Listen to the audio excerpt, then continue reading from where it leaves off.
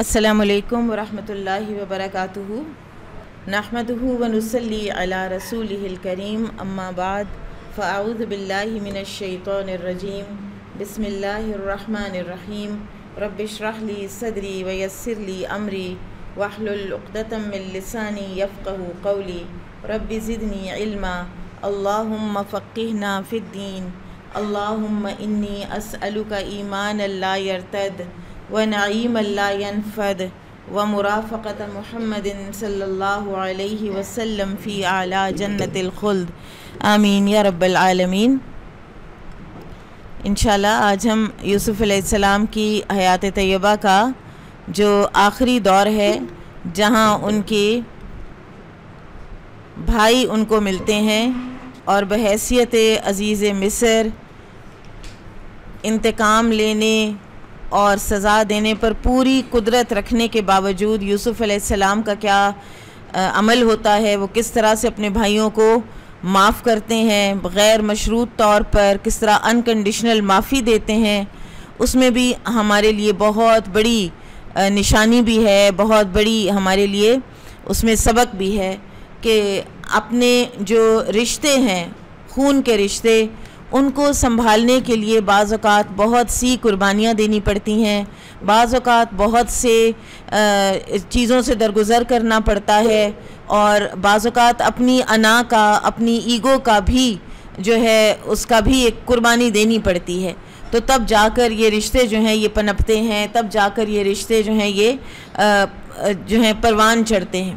تو ہم نے پیچھے پڑھا تھا کہ قحط جو ہے اس کی تعبیر کی تھی یوسف علیہ السلام نے بادشاہ کے خواب سے، تو پھر قحط پڑتا ہے اور بادشاہ یوسف علیہ السلام کو عزیز مصر بنا چکا ہوتا ہے، اور پہلے 7 سال فلرش کے وہ گزر گئے اور مصر نے ڈھیر سارا غلہ اکٹھا بھی کر لیا، اور پھر ارد گرد کے علاقوں میں یہ خبر بھی پھیلی، اور قحط جو ہے یہ صرف مصر میں نہیں تھا، یہ اتنا زیادہ بڑا ڈراؤٹ تھا کہ اس ساری بیلٹ میں تھا، یعنی فلسطین اور کنعان تک بھی پہنچا۔ اگر آپ میپ میں دیکھیں نا تو آپ دیکھیں گے کہ کتنا فاصلہ ہے، اور اس طرح تو ان کو یہ پتہ چلا کہ مصر کا جو حکمران ہے، ایک تو یہ کہ اس کے پاس غلہ موجود ہے، سٹور ہوا ہوا ہے، اور دوسرے یہ کہ وہ راشننگ کر کے دیتا بھی ہے، تو وہاں سے باہر کے علاقوں سے لوگ آتے تھے، اور غلہ لینے کا طریقہ یہ ہوتا تھا کہ ہر کوئی اپنے علاقے کی کوئی نہ کوئی جو کوئی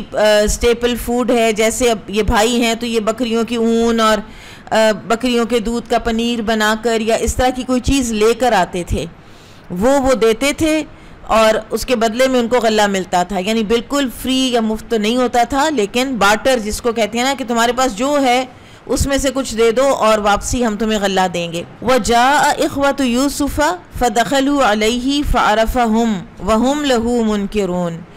یوسف کے بھائی آئے اور یوسف کے پاس گئے تو اس نے انہیں پہچان لیا اور انہوں نے اسے نہ پہچانا، اور یہ بالکل بات درست ہے کہ وہ اتنے چھوٹے سے تھے کہ جب چھوٹا بچہ جیسے جیسے بڑا ہوتا ہے، اب جوانی کی جس عالم کو وہ تھے اور جس مقام پہ وہ تھے سوسائٹی میں، تو وہ تو سوچ ہی نہیں سکتے تھے کہ یہ ہمارا وہ بھائی ہے۔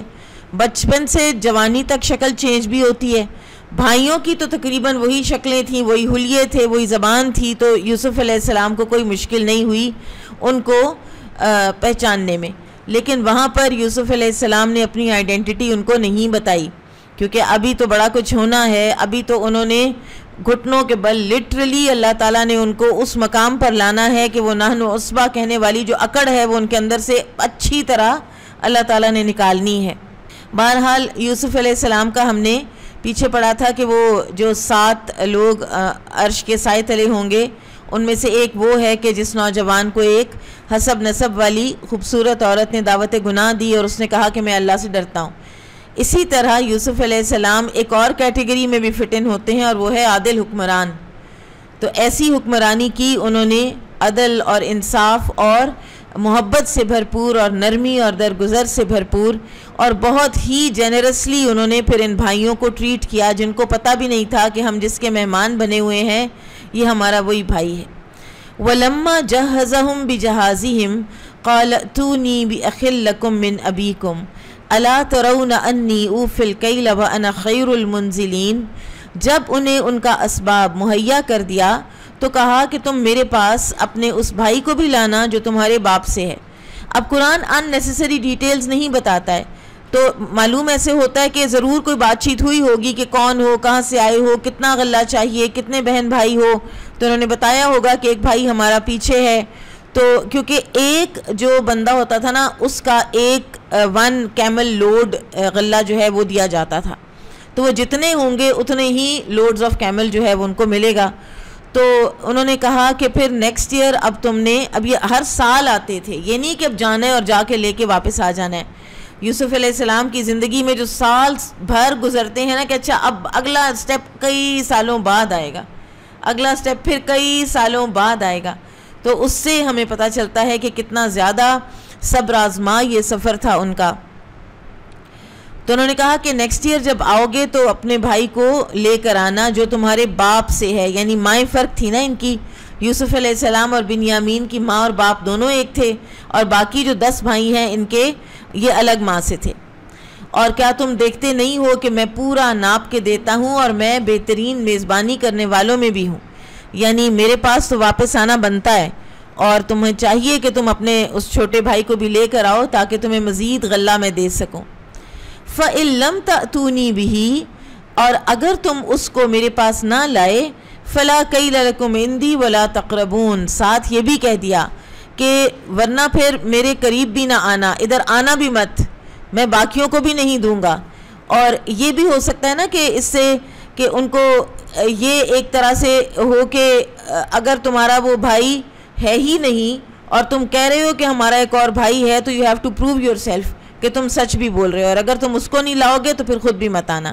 تو ایک طرح کی اس طرح کی دھمکی دی کہ ان کو وہ لانا ہی پڑے، چھوٹا بھائی بھی۔ قالوا سنراود عنہ اباہ وانا لفاعلون، تو انہوں نے کہا کہ ہم اس کے باپ کو اس کی بابت پھسلا لیں گے، یعنی ان کو باتوں میں لے آئیں گے اور انہیں بہلا پھسلا لیں گے اور پوری کوشش کریں گے، اور یہ تو ہم کر کے رہیں گے، یعنی یہ اس پہ تو ہماری ظاہر ہے اب زندگی موت کا سوال ہے، ہمیں غلہ ہی نہیں ملے گا اگر ہم اس کو نہیں لائیں گے، تو یہ ہم کریں گے۔ اور ان کو یہ پتہ تھا کہ ہمیں والد صاحب کو بہت زیادہ کنونس کرنا پڑنا ہے، جو ہسٹری چل رہی ہے پیچھے سے، تو اس کو بنیامین کو ساتھ لانے کے لیے۔ ادھر یوسف علیہ السلام نے کیا کیا، ایک تدبیر کی، وَقَالَ لِفِتْيَانِهِ اجْعَلُوا بِضَاعَتَهُمْ فِي رِحَالِهِمْ لَعَلَّهُمْ يَعْرِفُونَهَا إِذَا انْقَلَبُوا إِلَىٰ أَهْلِهِمْ لَعَلَّهُمْ يَرْجِعُونَ۔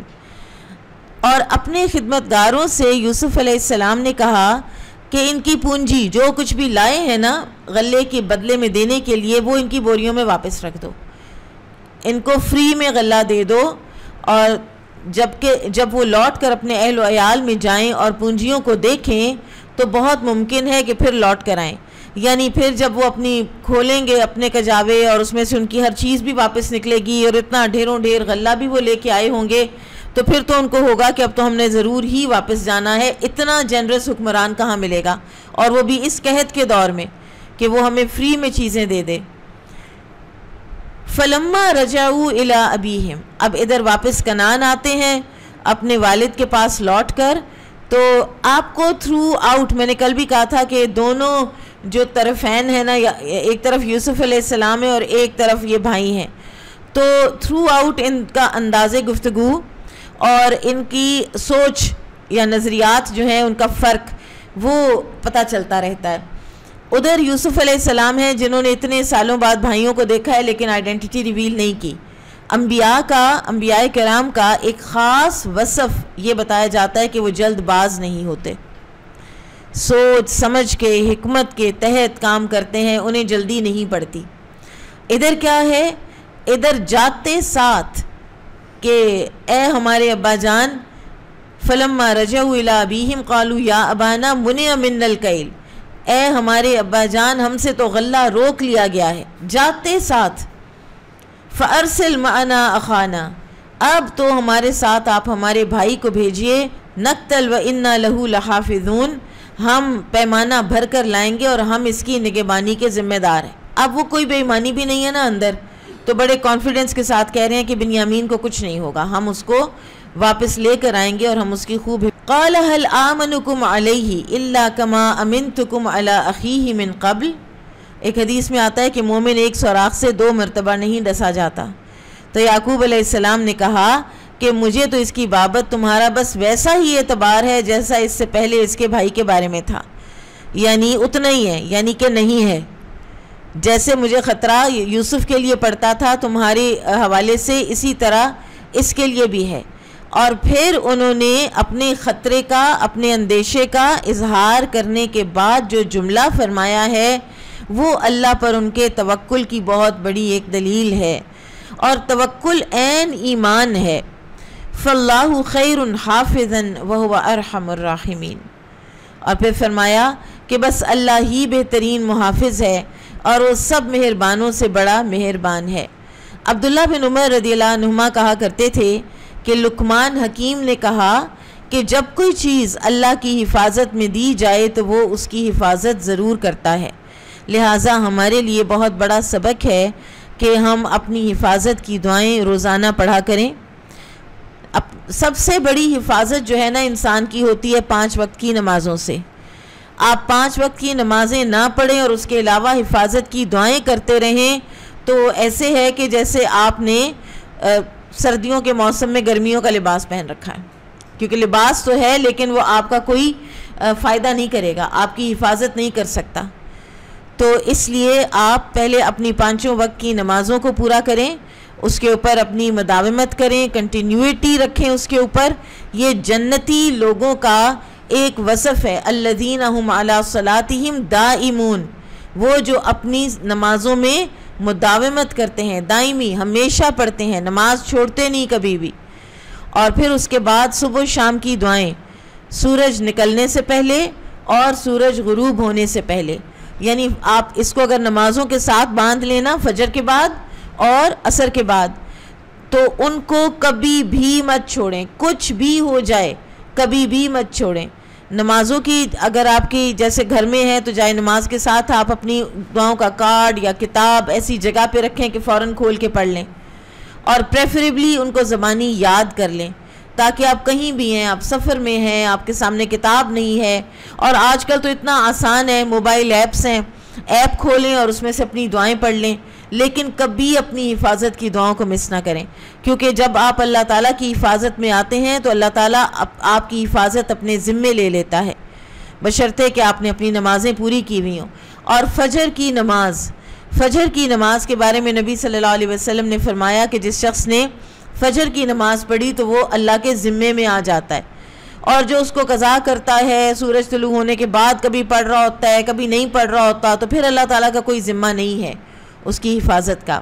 اب یہ ساری بات کر کے اپنے والد سے پھر انہوں نے اپنے وہ کجاوے کھولے ہیں، یعنی ان کو اتنی جلدی پڑی ہے، گھر جاتے ہی انہوں نے وہ باتیں شروع کر دی ہیں کہ وہاں تو اب منع ہو گیا ہے، بجائے اس کے کہ آتے آرام سے اب والد صاحب کو جاتے ساتھ اب ایک دھچکا نہ دیں، ہم پہلے ان کو بتائیں ہم غلہ لے کر آئے ہیں۔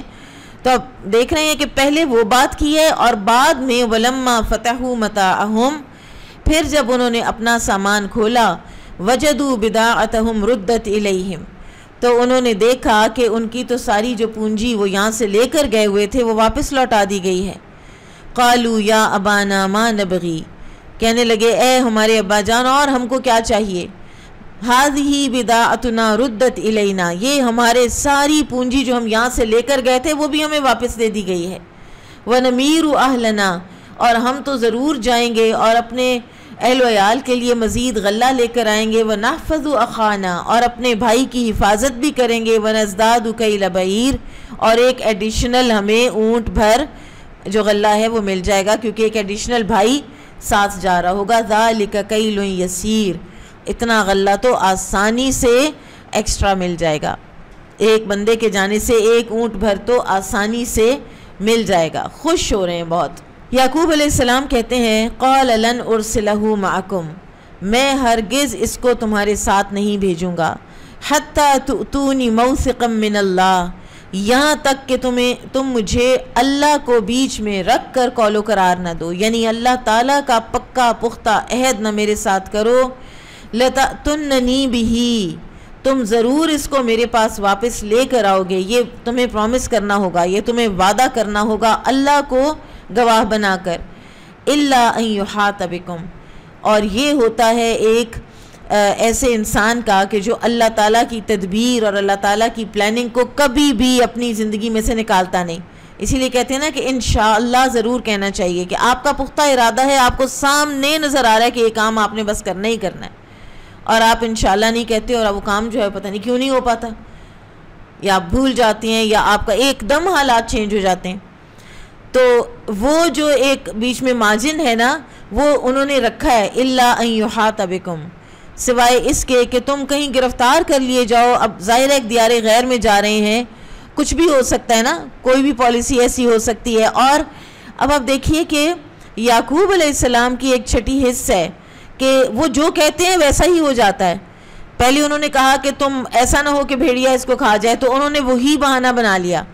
ادھر وہ کہہ رہے ہیں کہ اللہ یہ کہ تم گرفتار کر لیے جاؤ, تو بنیامین گرفتار کر لیے گئے.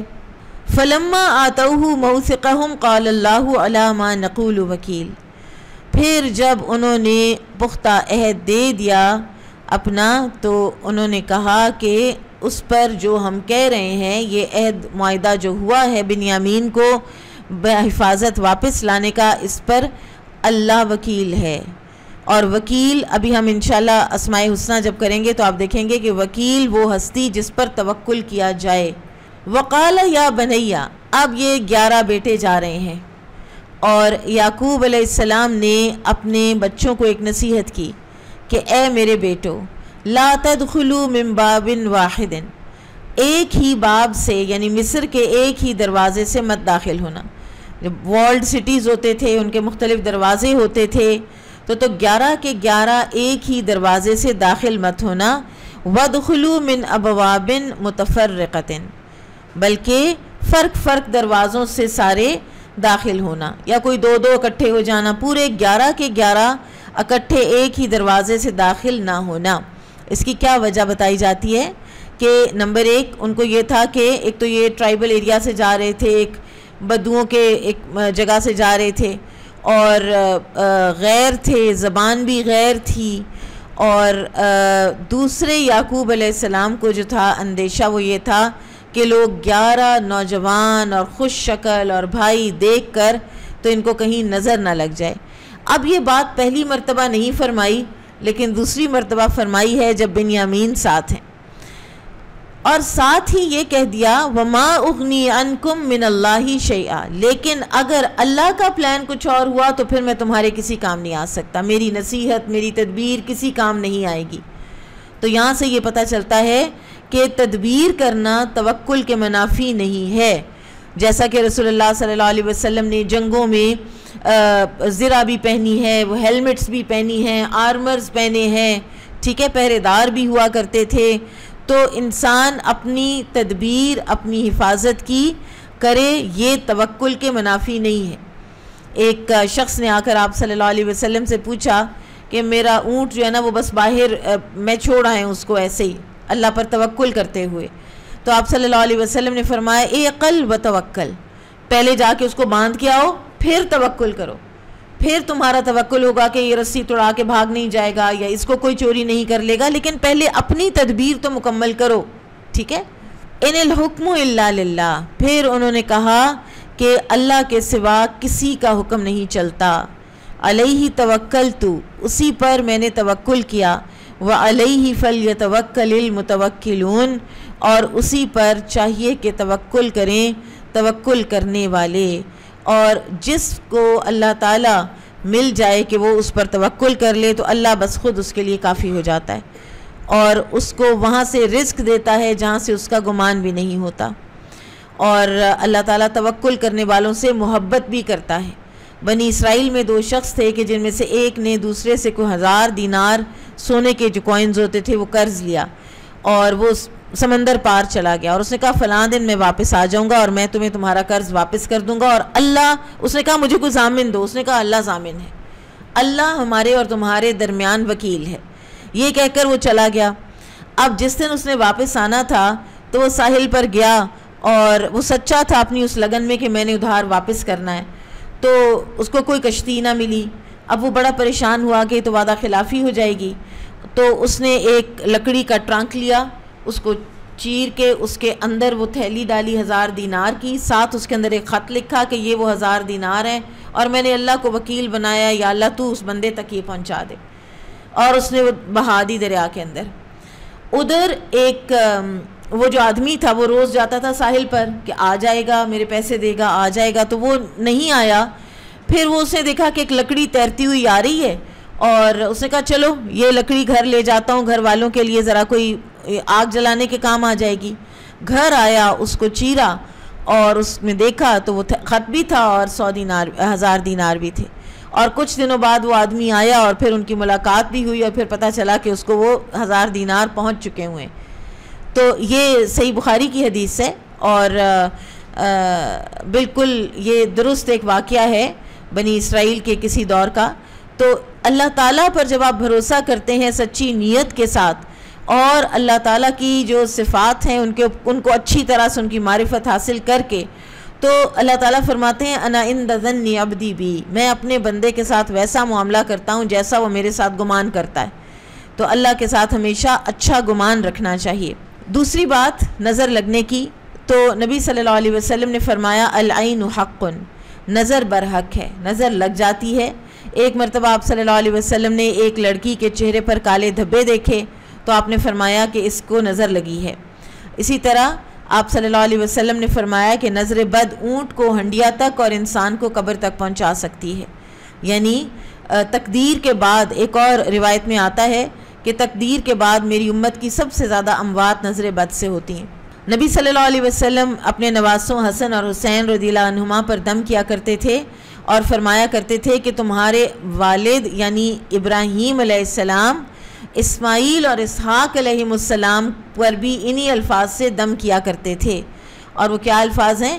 نظر کی جو دعائیں ہیں ان میں آپ کو وہ ملتی ہے، اعوذ بکلمات اللہ التامہ من کل شیطان وہامہ ومن کل عین لامہ، کہ میں تم دونوں کو اللہ کی پناہ میں دیتا ہوں اللہ کے تمام کلمات، اور اللہ کے کلمات تو انفینٹ ہیں، یعنی آپ ایک انفینٹ ہستی کی صفات جو ہیں انفینٹ حفاظت میں دے رہے ہیں۔ ہر قسم کے شیطان، ہر قسم کی نیگیٹیوٹی کے شر سے، اور ہر قسم کی ملامت کرنے والی اور نظر لگانے والی آنکھ کے شر سے بھی۔ اس کے علاوہ کچھ اور علاج بھی ہیں نظر بد کے، اگر ہمارے پاس اینڈ میں ٹائم ہوا تو ہم انشاءاللہ ان کو دیکھ لیں گے۔ وَلَمَّا دَخَلُوا مِنْ حَيْثُ أَمَرَهُمْ أَبُوهُمْ، اور جب وہ داخل ہوئے یعنی مصر پہنچ گئے اور اسی طرح جیسا ان کے والد نے ان کو کہا تھا، یعنی الگ الگ دروازوں سے، پھر اللہ تعالیٰ فرماتے ہیں مَا كَانَ يُغْنِي عَنْهُمْ مِنَ اللَّهِ مِنْ شَيْءٍ إِلَّا حَاجَةً فِي نَفْسِ يَعْقُوبَ قَضَاهَا، یہ چال، یہ تدبیر ان کے کسی کام نہیں آ سکتی تھی اللہ کے مقابلے میں، یعنی اگر اللہ نہ چاہتا اس تدبیر کو کامیاب کرنا تو پھر یہ کچھ بھی کام نہیں آ سکتی تھی۔ یہ صرف ایک یعقوب کے دل میں خیال پیدا ہوا اور اس نے اس کو پورا کیا، کہ جب خیال آ گیا کہ میں اپنے بیٹوں کو یہ کہوں، اور انہوں نے کہہ دیا اور انہوں نے ویسا کر لیا، ورنہ اصل جو حفاظت ہے وہ اللہ تعالیٰ ہی کی ہے۔ یعنی معاملات جو ہوتے ہیں اول و آخر تو وہ اللہ تعالیٰ کے ہاتھ میں ہیں، جیسے ہم نے پڑھا تھا واللہ غالب علی امرہ، اللہ اپنے ہر کام پر غالب ہے پوری طرح سے، لیکن ان بٹوین اللہ تعالیٰ نے اسباب بنائے ہیں، اور اسباب جو ہیں وہ ہم اختیار کر سکتے ہیں، لیکن اس اسباب پر توکل نہیں کر سکتے۔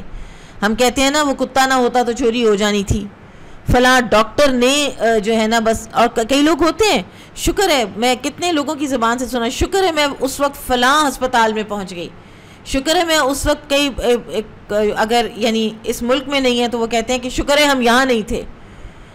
تو وہ ساری کی ساری جو دنیاوی اسباب ہیں جو اللہ نے بنا رکھے ہیں، پھر تو کہیں باہر کے کسی ملک میں جہاں پر ہم توکل کر بیٹھتے ہیں تو وہاں تو موت ہونی نہیں چاہیے۔ تو لہٰذا یہ جو ڈفرینس ہے نا اسباب کا، اسباب کو اختیار کرنا ہے، توکل اللہ پر ہی ہونا چاہیے، ٹھیک ہے؟ اس میں کبھی بھی ہمیں مکس اپ نہیں ہونا، کیونکہ اگر ہم اسباب پر توکل کر بیٹھیں گے تو پھر اس میں شرک آ سکتا ہے۔ وَإِنَّهُ لَذُو عِلْمٍ لِمَا عَلَّمْنَاهُ وَلَكِنَّ أَكْثَرَ النَّاسِ لَا يَعْلَمُونَ، اور بلا شبہ وہ ہمارے سکھلائے ہوئے علم کا عالم تھا، لیکن اکثر لوگ نہیں جانتے، اکثر لوگ یہ نہیں جانتے کہ اسباب اور توکل میں کیا فرق ہے۔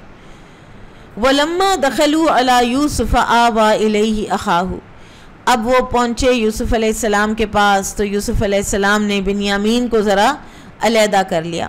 اب وہ محل تھا، واللہ عالم وہاں کیا سچویشن ہوتی تھی یہ تو ہم نہیں جانتے، لیکن بنیامین کو الگ کیا اور اتنی خوبصورت بات کہی، قال انی انا اخوک، میں تمہارا بھائی ہوں۔ بعض مفسرین نے یہ لکھا ہے کہ بنیامین بالکل ہی چھوٹے سے بچے تھے جب یوسف علیہ السلام کو انہوں نے بھائیوں نے ڈال دیا تھا کنویں کے اندر، اور ہو سکتا ہے کہ ان کو یاد بھی نہ ہو، انہوں نے تو کبھی ایسے اپنے سنبھالے میں ہو سکتا ہے یوسف علیہ السلام کو دیکھا بھی نہ ہو، واللہ عالم۔ لیکن یہاں یہ ہے کہ انہوں نے سن تو رکھا ہوگا کہ ایک بھائی تھا، ایک یوسف تھا، اور وہ کہیں غائب ہو گیا، تو انہوں نے بتایا اور ساتھ بنیامین کو کہا فَلَا تَبْتَئِسْ بِمَا كَانُوا يَعْمَلُونَ، اب جو کچھ یہ کرتے رہے ہیں اس پر افسوس مت کرو۔ یعنی اس کا مطلب ہے کہ بنیامین کو بھی وہ تنگ کرتے تھے۔ بائبل اور تورات وغیرہ میں جو بیان ہے نا اس کے اندر تو یہ آتا ہے کہ یہ جو ساتھ لائے ہیں کنعان سے مصر تک، تو راستے میں بنیامین کو چھیڑتے آئے ہیں، تنگ کرتے آئے ہیں ضرور کچھ نہ کچھ۔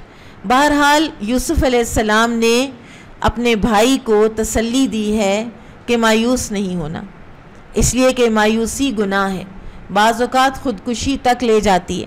ہمارے معاشرے میں نوجوان مردوں میں، عورتوں میں اور بچوں میں اور ہر ایج میں تقریباً خودکشی کا رجحان اتنا بڑھ گیا ہے، کوئی بیماری سے تنگ آ کے کر رہا ہے، کوئی حالات سے تنگ آ کے کر رہا ہے، کوئی غصے میں آ کے کر رہا ہے، کوئی ڈپریشن میں آ کے کر رہا ہے، اور بہرحال خودکشی حرام ہے، اور نبی صلی اللہ علیہ وسلم نے فرمایا کہ خودکشی کرنے والا قیامت کے دن تک اسی طرح سے اپنے آپ کو ہلاک کرتا رہے گا جس طرح سے اس نے خودکشی کی، اور پھر یہ کہ قیامت کے دن اس کو آگ میں ڈالا جائے گا۔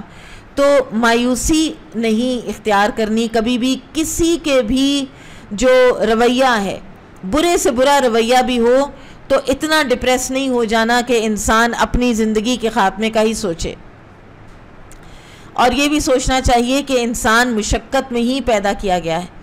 بچہ پیدا بھی ہوتا ہے تو مشقت کر کے ہی ماں کے پیٹ سے باہر آتا ہے، پھر اس نے دودھ بھی پینا ہے اگر تو اس نے مشقت کر کے اپنا رزق حاصل کرنا ہے، اور اسی طرح سے پھر ساری زندگی ہم اگر یوسف علیہ السلام ہی کی زندگی کی مشقتوں پر نظر ڈال لیں تو آپ سوچئے کہ ایک ایک بھی ہم میں سے کسی ایک کی زندگی میں اس کا ایک آدھا کوئی حصہ بھی آ جائے تو ہم تو تڑپ اٹھیں۔ کیسے بچے کی حیثیت سے کنویں میں ڈالے گئے، کیسے بک گئے، کیسے غلام بنا لیے گئے، کیسے سیڈکشن کی ایک فتنہ آیا، پھر تہمت لگی، اس عورت نے تہمت باقاعدہ لگائی، پھر بے گناہ جیل میں چلے گئے، اور اس طرح کے جو مشقت در مشقت ان کے اوپر آئی، تو ایک انتہائی پازیٹیو انسان کی حیثیت سے وہ ابھر کے وہ شخصیت جو ہے وہ بنی، اور یہ صرف اور صرف وہ بندہ کر سکتا ہے کہ جو اللہ تعالیٰ پر بھرپور بھروسہ اور توکل رکھتا ہو، اور اللہ تعالیٰ کی بنائی ہوئی تقدیر کے ساتھ وہ راضی ہو اور تقدیر پر اعتراض نہ کرتا ہو۔ ورنہ ہم تو یہ کہتے ہیں نا کہ اس کے ساتھ بچپن میں یہ ہوا تھا اس لیے آج اس کے اندر یہ والی نیگیٹیوٹی ہے، یا یوسف علیہ السلام کے اندر ہمیں کوئی نیگیٹیوٹی نظر نہیں آتی۔ تو لہٰذا ہمیں چاہیے کہ ہم یوسف علیہ السلام کی زندگی کا بار بار مطالعہ کیا کریں۔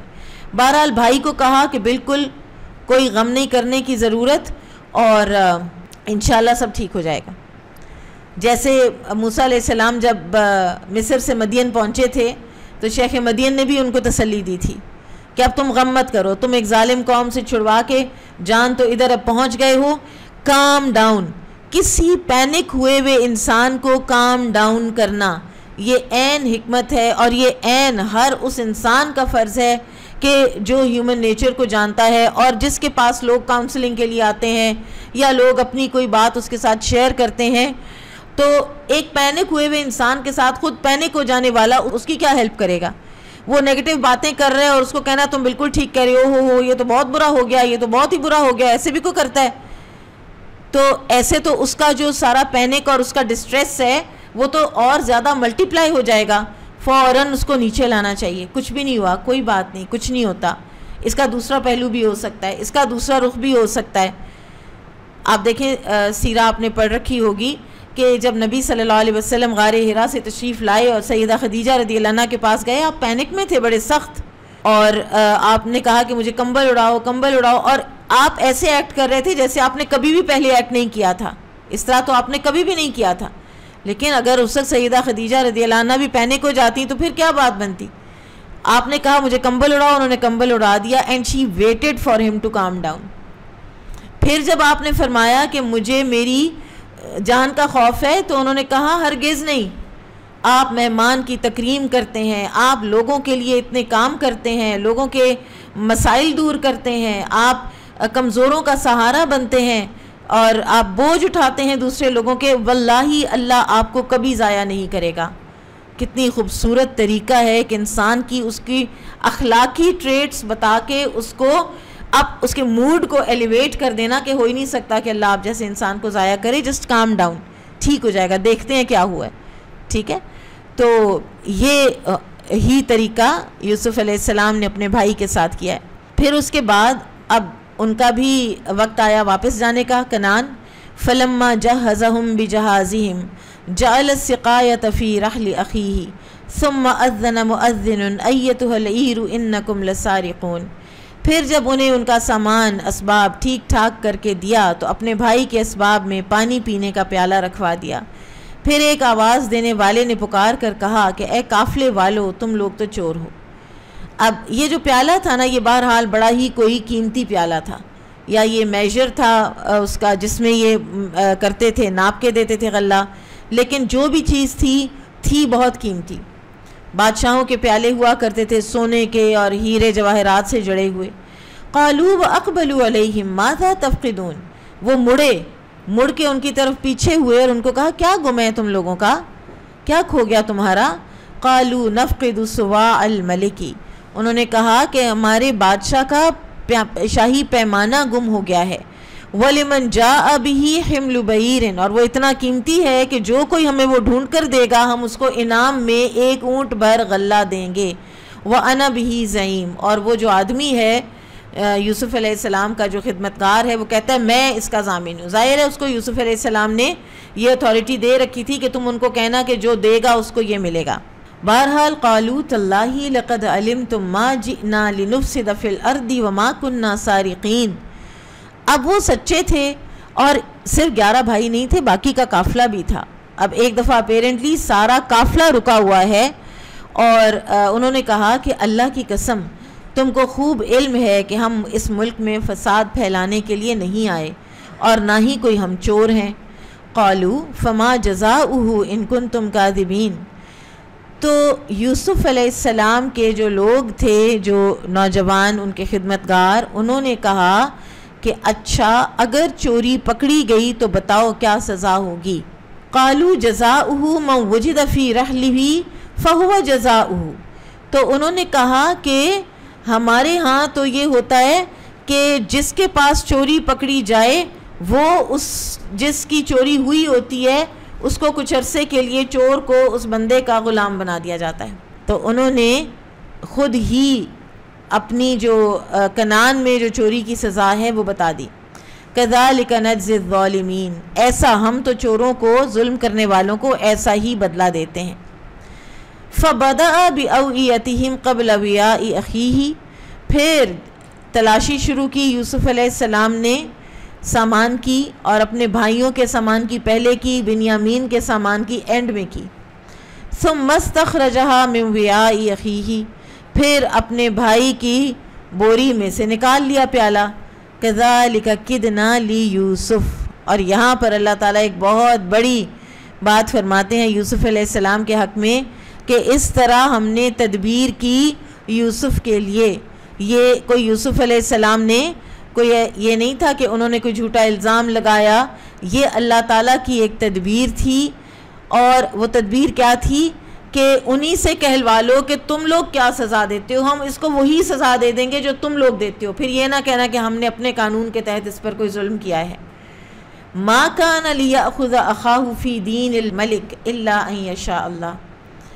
پھر اللہ تعالیٰ فرماتے ہیں کہ جو مصر میں بادشاہ کا قانون تھا اس کے تحت یوسف علیہ السلام بنیامین کو چوری میں رکھ نہیں سکتے تھے. ویسے کوئی سزا دینی پڑتی اور پھر جو بھی جرمانہ لگتا، جو بھی ہوتا، پھر بھیجنا پڑتا واپس. تو انہی کے منہ سے انہی کی بات کہلوا لی. اور یہاں پر ایک اور بات بہت اہم پتہ چلتی ہے کہ یوسف علیہ السلام کس منصب پہ ہیں اس وقت. وزیر مال ہیں, اتھارٹی ہے کوئی بے تحاشا, لیکن اس کے باوجود ملک کا جو قانون ہے اس قانون سے آگے پیچھے نہیں ہو سکتے. اور جہاں پر قانون کی پاسداری ہوتی ہے, جن ممالک میں, جن نیشنز میں, جن قوموں میں, وہ پنپتی رہتی ہیں. جسٹس نہ ملے تو پھر چاہے آپ کتنے بھی نیک اور لائق فائق ہو جائیں, آپ کا نظام نہیں چلتا. نرفع درجات من نشاء وفوق کل ذی علم علیم. ہم درجات بلند کرتے ہیں جس کے چاہتے ہیں, اور ہر علم والے کے اوپر ایک علم والا ہے. ابن عباس رضی اللہ عنہما کہتے ہیں ہر علم والے کے اوپر ایک علم والا ہے, یہاں تک کہ یہ سلسلہ اللہ تعالیٰ پر جا کر ختم ہوتا ہے. لہٰذا ہمیں چاہیے کہ اللہ کی طرف سے آئے ہوئے قرآن پاک کی تعلیم کو اپنے اوپر لازم کریں. یہاں پہ میں آپ کو یہ بتاتی چلوں کہ اسکل کی طرف سے آپ کے لیے ہر برانچ میں قرآن ٹرانسلیشن اور بریف تفسیر کا ایک کورس شروع کیا جا رہا ہے ونس اے ویک, اور پرابیبلی ایوری فرائیڈے, لیکن ہر برانچ اپنے مطابق اس کے ڈے اگر چینج کروانا چاہے تو کروا سکتی ہے. After school 1 hour and 15 minutes only. اور اس میں باوجود اسکول نے اس کو آپ کے لیے کمپلسری نہیں کیا, لیکن یہ یاد رکھیے گا کہ اللہ کی طرف سے قرآن کی تعلیم کمپلسری ہے. تو ضرور اس کو جوائن کیجیے گا, اس کورس کو. تقریباً اکتوبر تک یہ شروع ہوگا. قرآن کی تعلیم پر کوئی مشقت آتی ہے تو مشقت برداشت کریں, کچھ خرچ کرنا پڑتا ہے تو خرچ کریں, اللہ تعالیٰ اور سے اور برکت دے گا اور آسانی سے آسانی دیتا چلا جائے گا. معلم الخیر جو ہے اس کے لیے تو سمندر کی مچھلیاں بھی دعائیں کر رہی ہوتی ہیں, اور چونٹیاں اپنے بلوں میں بھی دعائیں کر رہی ہوتی ہیں. آپ جب اپنے گھر سے نکلتے ہیں اور کوئی قرآن کی مجلس, کوئی دین کی مجلس کے لیے آپ جا رہے ہیں, تو فرشتے اپنے پر آپ کے آگے پھیلاتے ہیں کہ یہ بندہ اس قابل ہے کہ ہمارے پروں پہ چل کے آئے, یہ اس قابل تو نہیں ہے نا کہ یہ بس ایسے ہی کسی سڑک کے اوپر چل کے آئے. تو اللہ کے ہاں بہت زیادہ اس کی قدر و قیمت ہے, اور ہماری اصل میں بقا, ہماری فلاح, ہمارا آخرت کا سارا انجام اس بات کے اوپر ڈیپینڈ کرتا ہے کہ ہم قرآن کے ساتھ کتنے جڑے ہوئے ہیں. سجدوں میں بھی رب زدنی علما کی دعائیں کرتے رہا کریں. بہرحال اب جو پیالہ ہے وہ نکل آیا بنیامین کے کجاوے میں سے, تو بھائیوں نے فوراً کہا قالو ان یسرق فقد سرق اخ لہ من قبل. اس نے اگر چوری کی ہے تو اس سے پہلے اس کا بھائی بھی چوری کر چکا ہے. یعنی یوسف علیہ السلام پر بچپن کے کسی واقعے کو ڈسٹارٹ کر کے چوری کا الزام ان کے پر لگا کے, اور ابھی کہہ بھی دیا. فَأَسَرَّهَا يُوسُفُ فِي نَفْسِهِ. یہاں پر بھی یوسف علیہ السلام بات کو اپنے دل میں ہی چھپا گئے. وَلَمْ يُبْدِهَا لَهُمْ. اور ان کو نہیں پتہ چلنے دیا کہ وہ کون ہے. قَالَ أَنْتُمْ شَرٌّ مَكَانًا. اور دل میں کہہ گئے زیر لب بڑے ہی برے لوگ ہو تم.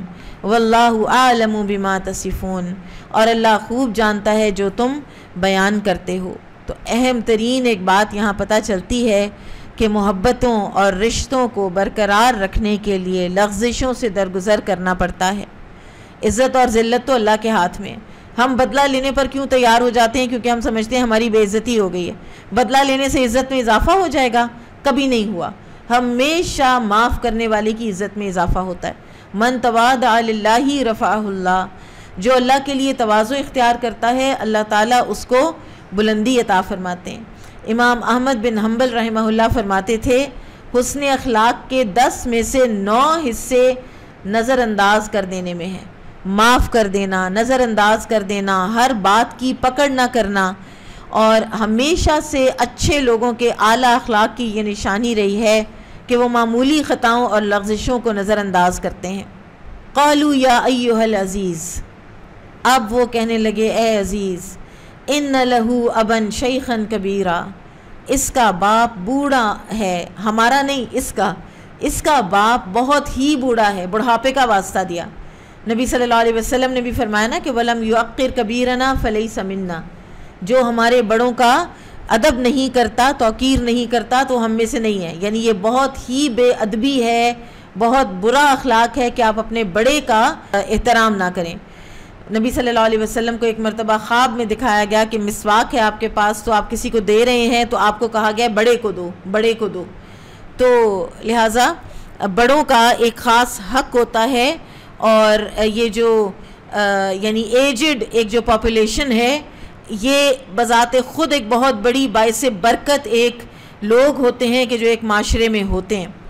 فخذ احدنا مکانہ، بنیامین کی بجائے ہم میں سے کسی کو رکھ لو۔ اس کا والد اب اس کی جدائی برداشت نہیں کر سکے گا۔ انا نراک من المحسنین، ہم تجھے بڑا ہی احسان کرنے والوں میں دیکھتے ہیں، تم بڑے محسن ہو۔ جیل میں تھے تو جیل والے کہتے ہیں ہم تجھے محسن دیکھتے ہیں، عزیز مصر بن گئے ہیں تو یہ کہہ رہے ہیں ہم تجھے محسن دیکھتے ہیں۔ تو محسن جو ہے قید میں ہو، اقتدار میں ہو، کہیں بھی ہو، اس کا ایک ہی اخلاق رہتا ہے۔ اب ہم خود دیکھ لیں کہ ہم اپنا ذاتی محاسبہ کر لیں کہ کیا ہم محسن ہیں؟ کیا ہم اللہ کی عبادت ایسے کرتے ہیں کہ گویا کہ ہم اس کو دیکھ رہے ہیں؟ کیا ہمیں یہ احساس ہوتا ہے کہ اللہ دیکھ رہا ہے نماز کے دوران؟ اور کیا ہم لوگوں کے ساتھ اچھے اخلاق سے پیش آتے ہیں؟ لوگوں کے ساتھ بات کرتے ہوئے ہماری ٹون کیا ہوتی ہے؟ ہمارے رویے سے لوگوں کی دل آزاری تو نہیں ہوتی کہیں؟ تو یہ چیزیں اپنا سیلف انالیسس ہمیں کر لینا چاہیے۔ بہرحال اب وہ بالکل آ گئے ہیں اپنے ایک نیچے سے نیچے جو حالات ہیں نا ان میں۔ قال معاذ اللہ ان نأخذ الا من وجدنا متاعنا عنده انا اذا لظالمون۔ یوسف علیہ السلام نے صاف انکار کر دیا۔ انہوں نے کہا کہ اللہ کی پناہ، ہم نے جس کے پاس اپنی چیز پائی ہے اس کے سوا دوسرے کی گرفتاری ہم نہیں کر سکتے۔ ہم ایسا کرنے سے اللہ کی پناہ چاہتے ہیں، ایسا کرنے سے تو ہم یقیناً ناانصافی کرنے والے ہو جائیں گے۔ فَلَمَّا اسْتَيْأَسُوا مِنْهُ خَلَصُوا نَجِيًّا، اب بھائیوں کو سمجھ آ گئی کہ یہ جو عزیز مصر ہے اس نے بات نہیں ماننی، اس نے بنیامین کو ہی رکھنا ہے۔ مایوس ہو گئے، ایک سائڈ پہ بیٹھے اور چپکے چپکے آپس میں سرگوشی میں مشورہ کرنے لگے کہ اب کریں تو کیا کریں۔ قال كبيرهم ألم تعلموا أن أباكم قد أخذ عليكم موثقا من الله ومن قبل ما فرطتم في يوسف۔ تو جو بڑا تھا اس نے کہا تمہیں معلوم نہیں کہ تمہارے والد نے تم سے اللہ کی قسم لے کر پختہ قول قرار لیا ہے، اور اس سے پہلے یوسف کے بارے میں بھی تم کوتاہی کر چکے ہو۔ فلن أبرح الأرض حتى يأذن لي أبي أو يحكم الله لي وهو خير الحاكمين۔ پس میں تو اس سرزمین سے نہ ٹلوں گا جب تک کہ والد صاحب خود مجھے اجازت نہ دیں، یا اللہ تعالیٰ میرے اس معاملے کا فیصلہ کر دے، وہی بہترین فیصلہ کرنے والا ہے۔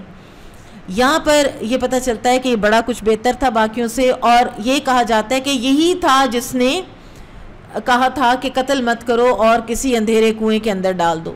پھر اس نے کہا چھوٹوں سے ساروں سے کہ ارجعوا الی ابیکم، جاؤ اپنے باپ کے پاس واپس، فقولوا یا ابانا ان ابنک سرق، اور جا کے ان سے کہو کہ ہمارے ابا جان آپ کے بیٹے نے چوری کی ہے۔ حالانکہ یہ نہیں کہنا چاہیے تھا، ان کو کیا پتا، ان کو کہنا چاہیے تھا کہ آپ کے بیٹے پر چوری کا الزام لگ گیا ہے، لیکن انہوں نے ابھی تک ان کی جو اندر کی ساری جو ایک نیگیٹیوٹی ہے نا وہ ابھی تک ان کی گفتگو کے اندر موجود ہے۔ تو آپ دیکھیں کہ یہ جو وقت لگایا جا رہا ہے، ان کو بار بار بیک اینڈ فورتھ کنعان اور مصر میں بھیجا جا رہا ہے، واپس لایا جا رہا ہے، اور یہ جو سارا ان کے ساتھ کیا جا رہا ہے وہ اس لیے کہ اینڈ میں ان کو اپنی ہر ایک غلطی کا اچھی طرح سے احساس ہو جائے، اور بس یہی سزا پھر ان کے لیے کافی قرار دے دی گئی۔ وَمَا شَهِدْنَا إِلَّا بِمَا عَلِمْنَا وَمَا كُنَّا لِلْغَيْبِ حَافِظِينَ، اور ہم اس وقت اس کے پاس تو تھے نہیں، ہمیں نہیں پتا یہ کب اس نے کی، اور جب ہم نہیں تھے، جب وہ اکیلا تھا تو غیب کی حفاظت تو ہم نہیں کر سکتے تھے نا، ہمیں تو نہیں پتا کہ وہ کیا کر رہا ہے جب ہم نہیں تھے۔ وَاسْأَلِ الْقَرْيَةَ الَّتِي كُنَّا فِيهَا وَالْعِيرَ الَّتِي أَقْبَلْنَا فِيهَا وَإِنَّا لَصَادِقُونَ۔ اب سچے ہیں تو کہہ رہے ہیں جس سے مرضی گواہی لے لیں، آپ اس شہر کے لوگوں سے دریافت فرما لیں جہاں ہم تھے یعنی مصر میں، اور اس قافلے سے بھی پوچھ لیں جس کے ساتھ ہم آئے ہیں، اور یقیناً ہم بالکل سچے ہیں، ہم نے کوئی بدنیتی بنیامین کے ساتھ نہیں کی۔ یعقوب علیہ السلام کے لیے اب یہ جو دھچکا ہے یہ ایسے ہے کہ یعنی جیسے ہوتا ہے نا کہ اب میرا اینڈ آ گیا مصیبت کا، ٹھیک ہے. قال بل سولت لکم انفسکم امرا، انہوں نے پھر وہی کہا، انہوں نے کہا تمہارے نفسوں نے تمہارے لیے ایک کام کو آسان کر دیا ہے. سولا ہوتا ہے حسنا و زینا، یعنی اس کو حسین بنایا، اس کو خوبصورت بنایا، اور وہ تم کر گئے. اب تم بنیامین کو بھی کہیں کر آئے ہو. فصبر جمیل، میں ابھی بھی صبر ہی کروں گا بڑا خوبصورت. اور پھر کہا عسى اللہ ان یأتینی بہم جمیعا، عین ممکن ہے کہ اللہ تعالیٰ ان سب کو میرے پاس لے آئے. سب کون؟ اب 3 بیٹے مسنگ ہو گئے ہیں. یوسف علیہ السلام مسنگ ہیں، بنیامین بادشاہ کی قید میں چلے گئے ہیں، اور بڑا بیٹا وہاں بیٹھا ہوا ہے کہ میں تو باپ کو فیس ہی نہیں کر سکتا. اور ان کو ہوپ ہے کہ سارے آ جائیں گے. هو العلیم الحکیم، وہ جاننے والا اور حکمت والا ہے. یعنی اب تکلیف اتنی بڑھ گئی ہے کہ ختم ہونے والی ہے. یہ ہوتی ہے امید. یہ امید نہیں ہوتی کہ تکلیف اتنی بڑھ گئی ہے تو اپنے آپ کو مار لو، یا نیگیٹیوٹی لے آؤ، یا اللہ سے شکایتیں کرنے لگ جاؤ. 1 سیکنڈ کے اندر اللہ تعالیٰ کے ساتھ ہماری شکایتیں شروع ہو جاتی. امام شافعی رحمہ اللہ فرماتے تھے اذا ضاق الامر اتسع، جب معاملات بہت تنگ ہونے لگ جاتے ہیں تو کشادگی آ جاتی ہے. یہ اللہ کی سنت ہے. وتولى عنہم، اور یہ کہہ کر یعقوب علیہ السلام باقی ساروں سے، اپنے گھر والوں سے منہ پھیر لیا، الگ ہو گئے، تنہائی میں آ گئے. وقال یا اسفا علی یوسف، اور تنہائی میں کہنے لگے ہائے افسوس یوسف پر. اس وقت بھی یوسف کو یاد کر رہے ہیں تینوں میں سے. وَبْيَضَّتْ عَيْنَاهُ مِنَ الْحُزْنِ فَهُوَ كَظِيمٌ، اور ان کی آنکھیں رنج و غم کی وجہ سے سفید ہو چکی تھیں اور وہ غم کو دبائے ہوئے تھے، لیکن کسی کے سامنے غم کا اظہار نہیں کیا. الگ ہوئے ہیں اور الگ ہو کر اللہ تعالیٰ سے بات کی ہے کہ بس اللہ تعالیٰ سن لیں. اور جب بات کرنے کا کوئی فائدہ نہ ہونا تو اس وقت خاموش رہنا بھی صالحین کی سنت ہے. بحث در بحث، آرگیومنٹ در آرگیومنٹ کرنے کی بجائے خاموش ہو جانا بہتر ہوتا ہے. مریم علیہ السلام خاموش رہیں جب عیسیٰ علیہ السلام کی ولادت کے بارے میں ان سے سوال ہوا، تو دیکھیں اللہ تعالیٰ نے کیسی مدد کی ان کی. قالوا تاللہ تفتأ تذکر یوسف، گھر والوں نے سن لیا. اب یہ جو بیٹے ہیں، کوئی گرینڈ چلڈرن ہیں، گھر میں جو بھی لوگ ہیں، بستہ گھر تھا، تو انہوں نے کہا آپ تو یوسف کو ہی یاد کرتے رہیں گے حتی تکون حردن، یہاں تک کہ آپ تو گھل جائیں، او تکون من الحالکین، یا ہلاک ہی ہو جائیں، ختم ہی ہو جائیں. قال انما اشکو بثی وحزنی الی اللہ، تو میں کچھ نہیں کہہ رہا، میں تو اپنے سارے غم شکووں کے ساری باتیں، رنج کی فریاد اللہ سے کرتا ہوں. وَأَعْلَمُ مِنَ اللَّهِ مَا لَا تَعْلَمُونَ، اور میں اللہ کی طرف سے وہ جانتا ہوں جو تم نہیں جانتے. نبی تھے اللہ کے، اور ان کو پتا تھا کہ امید نہیں چھوڑنی. اور پھر ذہن میں یوسف علیہ السلام کا وہ خواب بھی موجود تھا کہ اس کی تعبیر بھی تو ہونی ہے نا.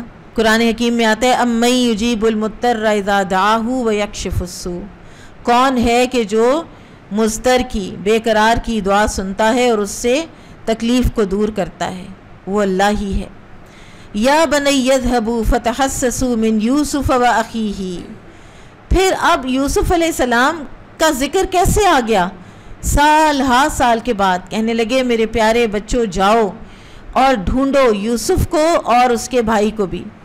ولا تیأسوا من روح اللہ، اور اللہ کی رحمت سے مایوس مت ہونا، نا امید مت ہونا. ادھر یوسف علیہ السلام بھی اپنے بھائی کو کہہ رہے ہیں مایوس مت ہونا، یہ کہہ رہے ہیں اللہ کی رحمت سے مایوس مت ہونا. لا ییأسوا من روح اللہ الا القوم الکافرون، یقیناً اللہ کی رحمت سے نا امید وہی ہوتے ہیں جو کافر ہوتے ہیں. ابن عباس رضی اللہ عنہما نے رسول اللہ صلی اللہ علیہ وسلم سے پوچھا کہ کبیرہ گناہ کون سے ہیں؟ تو آپ نے فرمایا اللہ کے ساتھ شرک کرنا اور اللہ کی رحمت سے مایوسی. اب واپس پھر مصر پہنچے ہیں. اب بالکل حالت جذباتی، معاشی، ہر لحاظ سے بالکل نیچے سے نیچے، پس سے پس پہنچ چکی ہوئی ہے بھائیوں کی. فلما دخلوا علیہ، جب اس کے پاس پہنچے، قالوا یا ایہا العزیز، کہنے لگے اے عزیز، مسنا و اہلنا الضر، ہمیں اور ہمارے گھر والوں کو بڑی تکلیف پہنچی ہے. وجئنا ببضاعۃ مزجاۃ، اور ہم انتہائی حقیر پونجی لائے ہیں، بالکل ہی جس کی کوئی قیمت ہے ہی نہیں. فَأَوْفِ لَنَا الْكَيْلَ، تو ہمیں غلہ بھی دو، وَتَصَدَّقْ عَلَيْنَا، اور ہم پہ کچھ صدقہ بھی کر دو. صدقہ مانگنے پر آ گئے. اِنَّ اللَّهَ يَجْزِي الْمُتَصَدِّقِينَ، اللہ تعالیٰ خیرات کرنے والوں کو، صدقہ کرنے والوں کو جزا دیتا ہے، بدلہ دیتا ہے. جسے کنویں میں ڈالا تھا اسی کے آگے ترلے منتیں. اور یہ ہے اللہ کی تدبیر، یہ ہے اللہ پر توکل کرنے کا انجام. قَالَ هَلْ عَلِمْتُمْ مَا فَعَلْتُمْ بِيُوسُفَ وَأَخِيهِ إِذْ أَنْتُمْ جَاهِلُونَ. یوسف علیہ السلام نے اس وقت اپنی آئیڈینٹی ریویل کی، اور کن الفاظ میں کی؟ انتہائی خوبصورت انداز میں راز کھولا. نہ تانا نہ الزام، بلکہ کلام میں انتہا کی خیر خواہی کہ تم لوگ جانتے ہو کہ تم نے یوسف اور اس کے بھائی کے ساتھ کیا کیا جب تم جاہل تھے، جب تم نادان تھے، تمہیں پتہ نہیں تھا. ہم تو چھوٹی چھوٹی بات، کوئی ملازم کی بات، کسی کی بات، ہم کہتے ہیں اس نے جان کے کیا ہے. اور وہ اتنی بڑی بات جو انہوں نے پوری سوچ سمجھ کے پلاننگ کے ساتھ کی تھی، اس کو بھی کہہ رہے ہیں اِذْ أَنْتُمْ جَاهِلُونَ. قَالُوا أَإِنَّكَ لَأَنْتَ يُوسُف. اب انہوں نے جب دیکھا تو ظاہر ہے مصر میں، عزیز مصر کو کیسے پتا کہ کچھ بھائیوں نے ایک چھوٹے بھائی کو کنویں میں ڈالا تھا. تو کہنے لگے کہ تم یوسف ہو. قال انا یوسف وہذا اخی، میں یوسف ہوں اور یہ میرا بھائی ہے. یہاں پر بھی مفسرین کہتے ہیں کہ ان کی جو عاجزی و انکساری ہے، میں یوسف ہوں، میں عزیز مصر ہوں، میں بادشاہ ہوں، کچھ نہیں، اپنا کوئی ٹائٹل، حتیٰ کہ نبی ہونے کا ٹائٹل بھی نہیں اس وقت لگایا، میں یوسف ہوں. اور یہ بھی ایک عاجزی اور انکساری کی علامت ہوتی ہے کہ انسان بس اپنے نام تک ہی رہے، اور ساتھ اپنے بھائی کو بھی شامل رکھا. اس کی بھی ایک دلجوئی ہوئی کہ یہ میرا بھائی ہے. قد من اللہ علینا، اللہ نے ہم پر بڑا احسان کیا ہے. کوئی نیگیٹو بات یاد نہیں، فلاں وقت یہ ہوا، فلاں وقت وہ ہوا. انہ من یتقی ویصبر فإن اللہ لا یضیع اجر المحسنین. یہ سبق ہے سورہ یوسف کا. جو تقوی اختیار کرتا ہے اور صبر کرتا ہے تو بے شک اللہ تعالیٰ احسان کرنے والوں کا اجر ضائع نہیں کرتا. تقوی، صبر اور احسان، یہ تین چیزیں انسان کے حالات کی تبدیلی کی ضمانت ہیں. یوسف علیہ السلام کے حالات کوئی عام مشکل حالات نہیں تھے. یہ تین چیزیں ان کے حالات کی تبدیلی کا باعث بن گئیں. قالوا تاللہ لقد آثرک اللہ علینا وان کنا لخاطئین. انہوں نے کہا اللہ کی قسم، اللہ تعالیٰ نے تجھے ہم پر برتری دی ہے اور یہ بھی بالکل سچ ہے کہ ہم خطا کار تھے. اب یہاں جو انہوں نے اپنی غلطی، مسٹیک ایڈمٹ کی ہے تو یہ انہوں نے سچے دل سے کی ہے. اب یہ باقاعدہ نادم ہوئے ہیں اور سچی توبہ کی ہے انہوں نے. یوسف علیہ السلام نے کہا قال لا تثریب علیکم اليوم، کوئی ملامت نہیں، کوئی پوچھ پکڑ نہیں تمہارے اوپر آج کے دن. یغفر اللہ لکم، اللہ معاف کرے تمہیں، وہو ارحم الراحمین، اور وہ سب مہربانوں سے بڑا مہربان ہے. مینشن تک نہیں کیا تم لوگوں کو میرا ترس نہ آیا، تم لوگوں نے کس طرح مجھے ایسے پھینکا، یہ کیا وہ کیا، مینشن تک نہیں کیا، بلکہ ان کی مغفرت کی دعا بھی ساتھ ہی کر دی. اذهبوا بقمیصی ھذا، میری یہ قمیص، میرا یہ کرتا لے جاؤ، فالقوه علی وجه ابی، اور اس کو میرے والد کے چہرے پہ ڈالو، یاتی بصیرا، ان کی بصیرت واپس آ جائے گی. ہو سکتا ہے بھائیوں نے بتایا ہو کہ والد صاحب رو رو کے نابینا ہو چکے ہیں آپ کی جدائی میں، اور ہو سکتا ہے بذریعہ وہی اللہ تعالیٰ نے بتایا ہو. وَأْتُونِي بِأَهْلِكُمْ أَجْمَعِينَ، اور تم سب اپنے سارے خاندان کو، آگے سے بال بچوں کو، سب کو لے کر میرے پاس آ جاؤ، کنعان سے مصر آ جاؤ. یوں یہ پہنچے مصر، ٹھیک ہے. وَلَمَّا فَصَلَتِ الْعِيرُ، پھر جب قافلہ چلا مصر سے، قال ابوہم، کہا ان کے والد نے، یعقوب علیہ السلام نے کنعان میں، انی لأجد ریح یوسف، مجھے یوسف کی خوشبو آ رہی ہے. لولا ان تفندون، میں یہ بات کہہ رہا ہوں لیکن اگر تم مجھے سٹھیایا ہوا نہ سمجھو کہ بڑھاپے کی وجہ سے عقل جاتی رہی ہے، اب خوشبو کہاں سے آ گئی یوسف کی، لیکن ان کو آ رہی تھی. جب وقت آتا ہے نا تو سارے کام ہونے لگ جاتے ہیں. کنویں میں پڑے تھے جب، ادھر ہی پاس ہی تھے، تب نہیں آئی.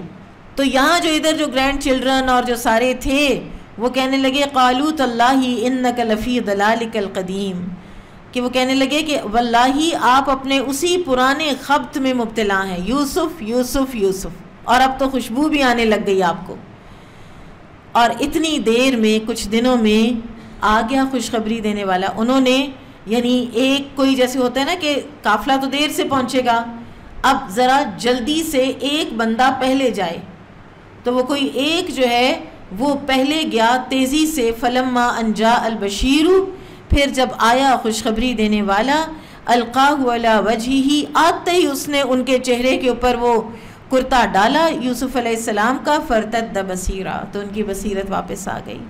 قال الم اقل لکم انی اعلم من اللہ ما لا تعلمون، میں نے تمہیں کہا نہیں تھا کہ مجھے اللہ کی طرف سے وہ معلوم ہے جو تمہیں نہیں معلوم، کہ اللہ حالات بدلتا ہے، اللہ راز بھی کھول دیتا ہے، اللہ تعالیٰ ریپینٹنس کا موقع بھی دیتا ہے۔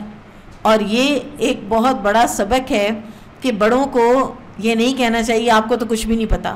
بعض اوقات تو اتنی پتے کی بات کر رہے ہوتے ہیں اپنے تجربے پر بیس کر کے، اور ایک ینگر انسان جو ہے وہ اپنے جوش جذبے میں وہ کہتا ہے کہ نہیں آپ کو تو پتہ ہی کچھ نہیں ہے، تو ان کو بلکہ بہت ان کی باتوں کو وزن دینا چاہیے۔ قالوا یا ابانا استغفر لنا ذنوبنا انا كنا خاطئین، انہوں نے کہا اے ہمارے ابا جان آپ ہمارے لیے ہمارے گناہوں کی بخشش طلب کیجئے، بے شک ہم قصوروار ہیں۔ تو والدین کی نافرمانی کا ایک کفارہ یہ بتایا جاتا ہے کہ انہی سے پہلے معافی مانگیں اور ان سے کہیں کہ اللہ کو کہے ہمیں معاف کر دے۔ قال سوف استغفر لکم ربی، انہوں نے کہا میں جلد ہی اپنے رب سے تمہارے لیے بخشش کی دعا مانگوں گا۔ اور مفسرین کہتے ہیں کہ یہ انہوں نے اسی وقت نہیں کی دعا، جلد ہی کا کیا مطلب ہے، تو وہ تہجد کے وقت کے انتظار میں تھے کہ جب اللہ تعالیٰ آسمان دنیا پر ہوتا ہے، جو قبولیت دعا کا وقت ہے۔ بعض علماء یہ کہتے ہیں کہ اگر آپ کو کوئی چیز چاہیے اور آپ اس کے لیے تہجد میں اٹھ کر دعا نہیں کرتے تو اس کا مطلب یہ ہے کہ در حقیقت آپ کو وہ کوئی نہیں چاہیے، کیونکہ تہجد پر مانگی ہوئی دعا ایسا تیر ہے کہ جو کبھی بھی ٹارگٹ مس نہیں کرتا۔ فلما دخلوا علی یوسف، پھر یہ سارا قافلہ، یہ گھرانہ کنعان سے مصر آتا ہے اور تقریباً 70 کے قریب یہ لوگ ہیں۔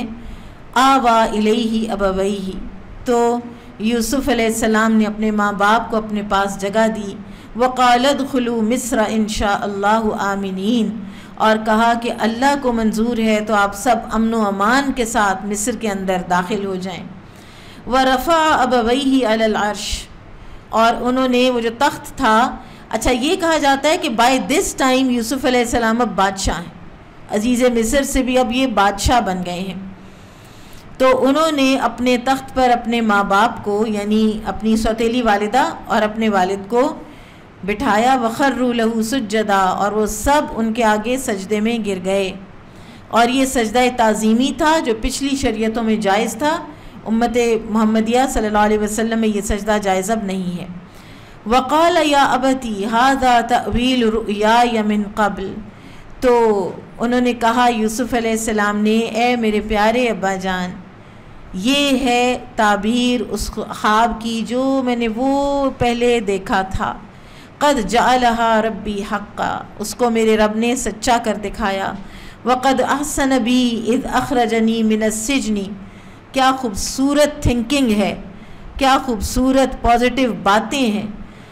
میرے رب نے مجھ پر بڑا احسان کیا ہے جو مجھے قید خانے سے نکالا، یہ نہیں کہا کہ ڈالا بھی، اس کا تو کوئی ذکر ہی نہیں ہے۔ وَجَاءَ بِكُم مِّنَ الْبَدْوِ، اور آپ سب کو اس گاؤں سے اٹھا کر یہاں لے آیا۔ مِن بَعْدِ أَن نَزَغَ الشَّيْطَانُ بَيْنِي وَبَيْنَ إِخْوَتِي، اس کے بعد کہ شیطان نے میرے اور میرے بھائیوں کے درمیان ایک جھگڑا ڈلوا دیا تھا، مخالفت ڈلوا دی تھی۔ بھائیوں کا تو کوئی قصور ہی نہیں ہے، سب کچھ شیطان نے کیا، یہ تو میرے اپنے بھائی ہیں۔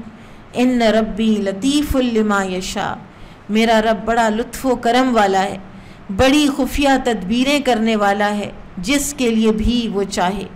انہ هو العلیم الحکیم، بے شک وہ بڑا جاننے والا اور حکمت والا ہے۔ پھر وہ دعا کرتے ہیں اللہ تعالیٰ سے۔ اب اس وقت وہ مصر کے بادشاہ ہیں، سب کچھ اب ان کے لیے ٹھیک ہو گیا ہے، اور دعا کیا ہے؟ ربی قد آتیتنی من الملک وعلمتنی من تأویل الاحادیث۔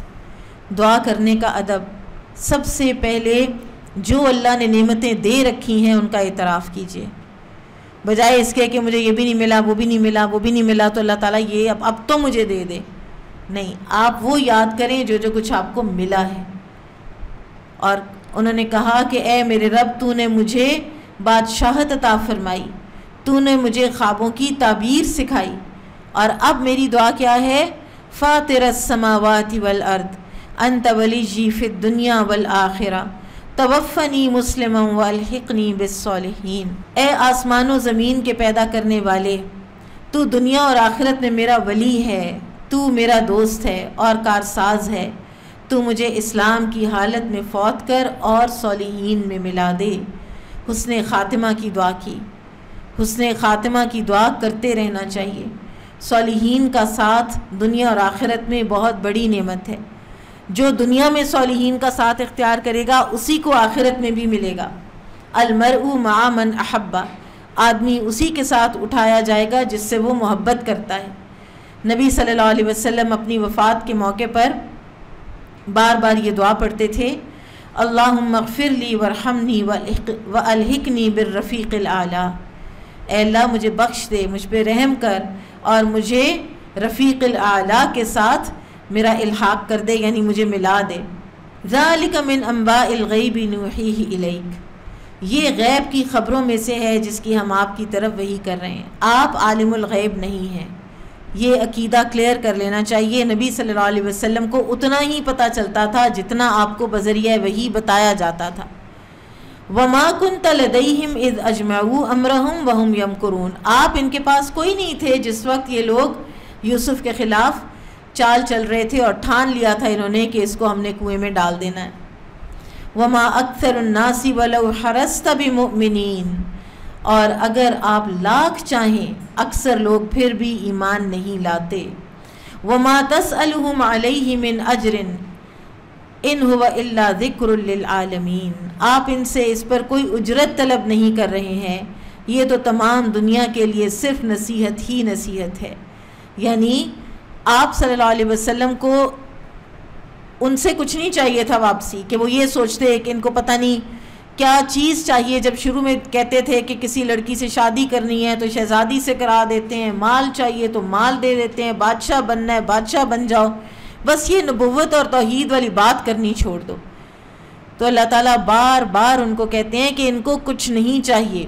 اور اب دیکھیں اسی لیے اللہ تعالیٰ نے نبی صلی اللہ علیہ وسلم کی ذات مبارکہ تو کیا تمام اہل بیت پر، جو آپ صلی اللہ علیہ وسلم کی اولاد ہیں، جو سادات ہیں، ان پر زکوٰۃ حرام کر دی ہے کہ تاکہ پتہ چلے کہ یہ تمہارے مالوں سے ہر طرح سے بے نیاز ہیں اور ان کو صرف اور صرف تمہاری سچی خیر خواہی چاہیے۔ وَكَأَيِّم، یعنی یہ صرف اور صرف تمہارے سچے خیر خواہ ہیں۔ وَكَأَيِّم مِّنْ آیَةٍ فِي السَّمَاوَاتِ وَالْأَرْضِ يَمُرُّونَ عَلَيْهَا وَهُمْ عَنْهَا مُعْرِضُونَ، آسمانوں اور زمین میں بہت سی نشانیاں ہیں جن سے یہ منہ موڑے گزر جاتے ہیں۔ یہ رات اور دن کا آنا جانا، موسموں کا بدلنا، سورج، چاند، ستارے، سمندر کے اندر کی مچھلیاں۔ کبھی آپ کوئی ڈسکوری چینل یا نیشنل جیوگرافک یا اس طرح کی کوئی چیز دیکھیں، ایسا اللہ تعالیٰ کا شاہکار ہے سمندروں کے اندر کہ انسان حیران رہ جاتا ہے۔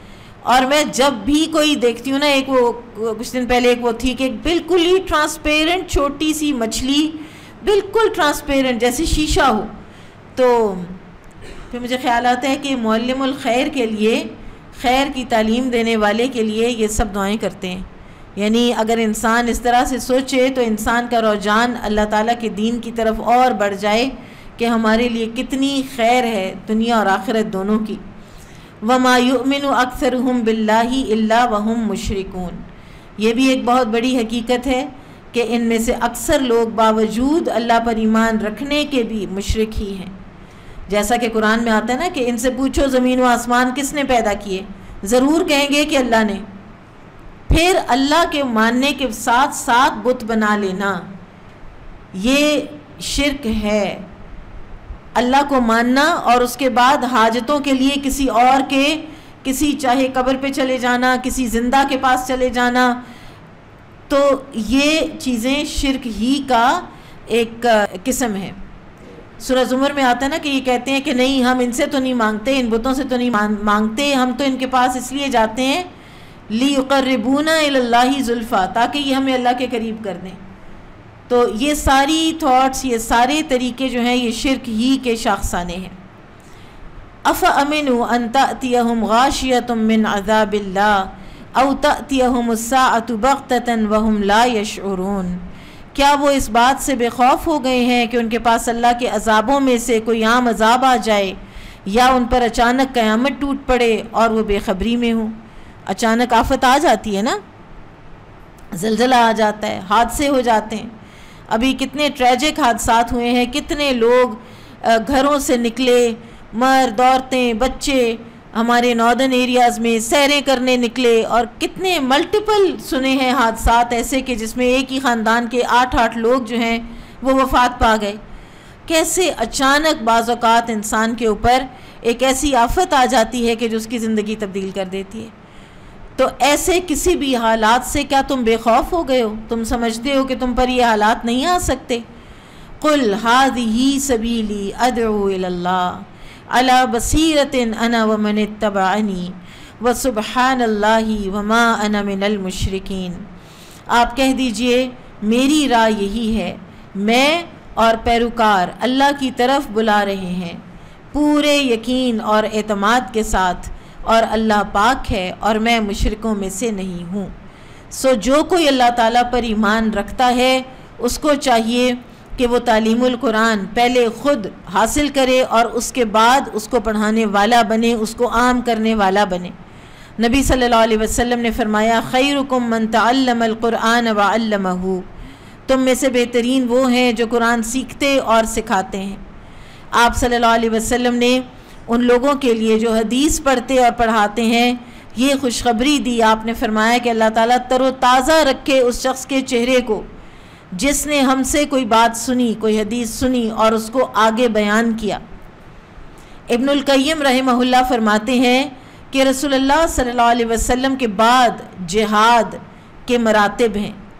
پہلا مرتبہ قرآن و سنت کا علم حاصل کرنا، دوسرا مرتبہ اس کے اوپر عمل کرنا، تیسرا مرتبہ اس کی تبلیغ کرنا، اور چوتھا مرتبہ ہے کہ اس راستے میں جو مشکلات آئیں ان پر صبر کرنا۔ وَمَا أَرْسَلْنَا مِن قَبْلِكَ إِلَّا رِجَالًا نُوحِي إِلَيْهِم مِّنْ أَهْلِ الْقُرَىٰ، آپ سے پہلے ہم نے بستی والوں میں جتنے رسول بھیجے ہیں سب مرد ہی تھے، پروفٹ سارے مرد ہی آئے ہیں۔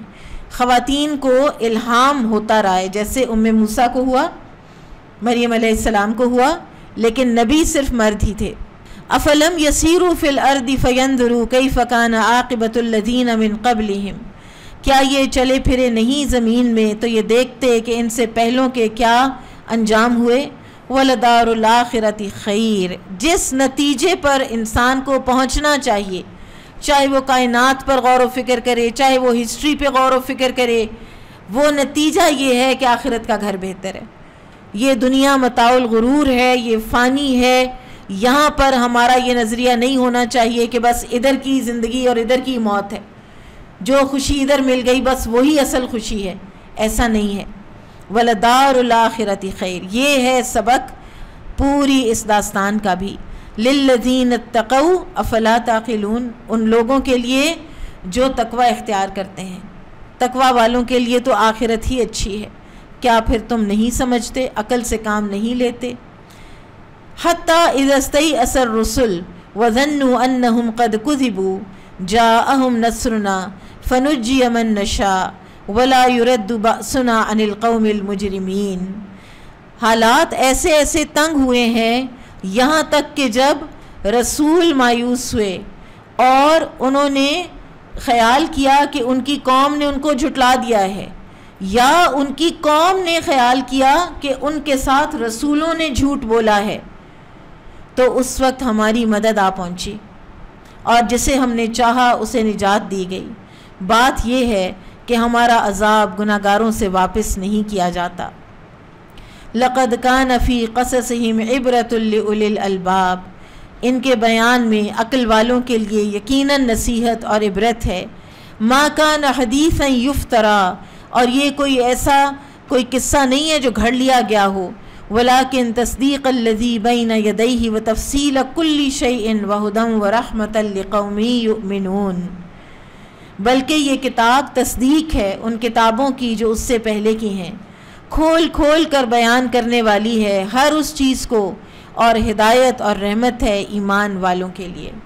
اب کوئکلی ہم ذرا گو تھرو کر لیتے ہیں ان اسماء حسنہ میں سے جو آئے ہیں سورہ یوسف کے اندر۔ العلیم، یہ اللہ تعالیٰ کا بڑا ہی عظیم نام ہے جو تقریباً 150 مرتبہ قرآن میں آیا ہے، اور اس کا معنی یہ ہے کہ اللہ کا علم ظاہر و باطن پر محیط ہے، کوئی چیز چھپی ہے یا اعلانیہ ہے، کوئی 7ویں آسمان میں ہے یا زمین کے پاتالوں میں ہے، ماضی ہے، حال ہے یا مستقبل ہے، اللہ سبحانہ و تعالی سب کچھ جانتا ہے، اس کو ہر چیز کا علم ہے، جو ہوا، جو نہیں ہوا، جو ہونے والا ہے، جو نہیں ہوا، اگر ہوتا تو کیا ہوتا، کس طرح ہوتا، ہر چیز کا اس نے احاطہ کر رکھا ہے۔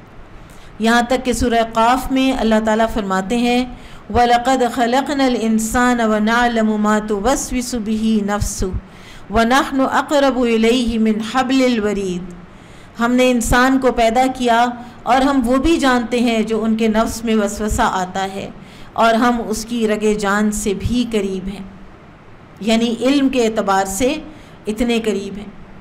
ابن رجب رحمہ اللہ بیان کرتے ہیں کہ ایک آدمی نے ایک عورت کو برائی پر مجبور کیا اور اسے حکم دیا کہ دروازے بند کر دے، اور پوچھا کہ کیا سب دروازے بند ہو چکے؟ تو اس عورت نے کہا سب بند ہو چکے، صرف ہمارے اور اللہ کے درمیان جو دروازہ ہے وہ بند نہیں ہوا۔ یہ سن کر وہ آدمی اس سے دور چلا گیا۔ اسی طرح ایک اور آدمی نے دیکھا کہ ایک عورت اور ایک مرد آپس میں بات کر رہے ہیں نامحرم، تو اس نے کہا اللہ ہماری اور تمہاری پردہ پوشی کرے، اللہ تم دونوں کو دیکھ رہا ہے۔ اللہ تعالیٰ کا علم ہر چیز کے اوپر محیط ہے۔ الحکیم دوسرا نام، تقریباً 100 مرتبہ قرآن میں یہ نام آیا ہے، اور اللہ تعالیٰ دا وائز، دا حکیم، کچھ بھی اللہ تعالیٰ نے بیکار پیدا نہیں کیا، اور اللہ تعالیٰ کی حکمت کا کمال یہ ہے کہ اس کی مخلوق اور اس کے حوالے سے آنے والا ہر حکم اس کے لیے بہتر ہی ثابت ہوتا ہے، اس کی حکمت پر کوئی تنقید نہیں ہو سکتی۔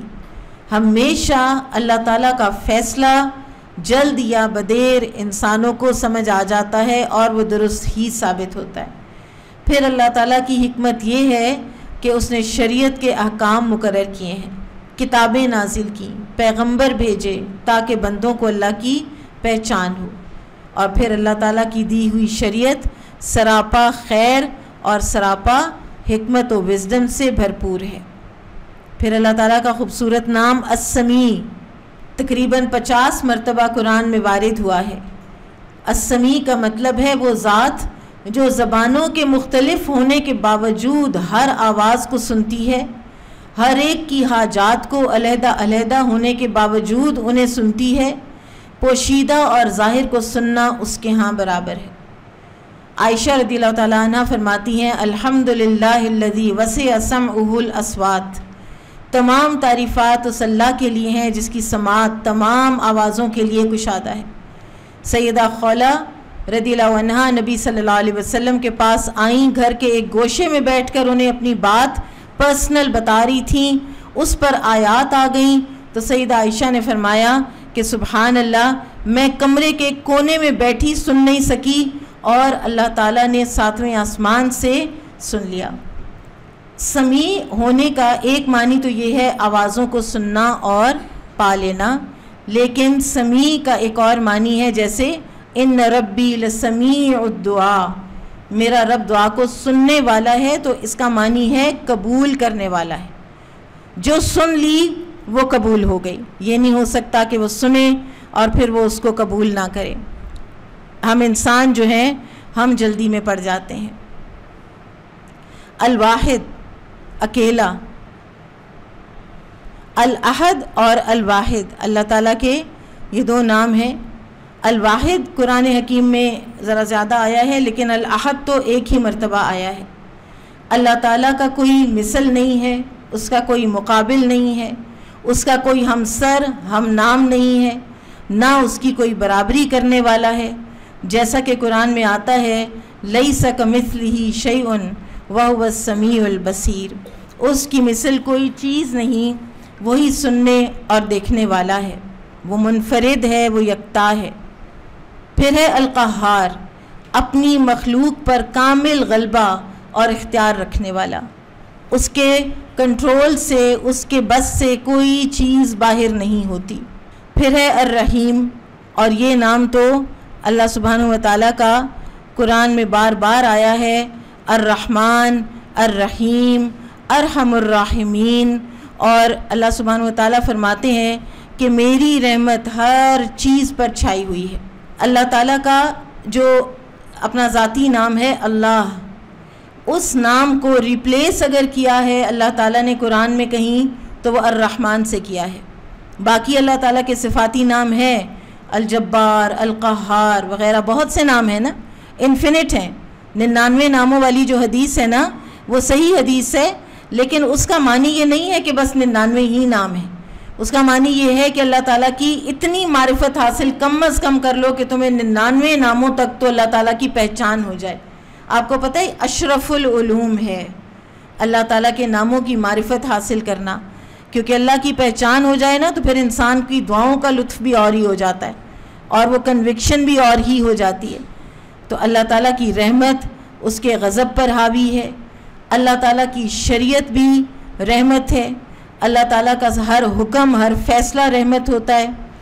حدیث میں آتا ہے کہ اللہ تعالیٰ کی 100 رحمتیں ہیں، ان میں ایک رحمت وہ ہے جو جنوں، انسانوں، چوپایوں اور کیڑوں مکوڑوں میں پائی جاتی ہے، اسی کی بدولت یہ آپس میں مہربانی کرتے ہیں اور آپس میں رحم کرتے ہیں، حتیٰ کہ وحشی جانور اپنے بچے پر مہربان ہوتا ہے، اور باقی 99 رحمتیں اللہ نے مؤخر کر رکھی ہیں، ان کے ساتھ وہ روز قیامت اپنے بندوں پر رحم کرے گا۔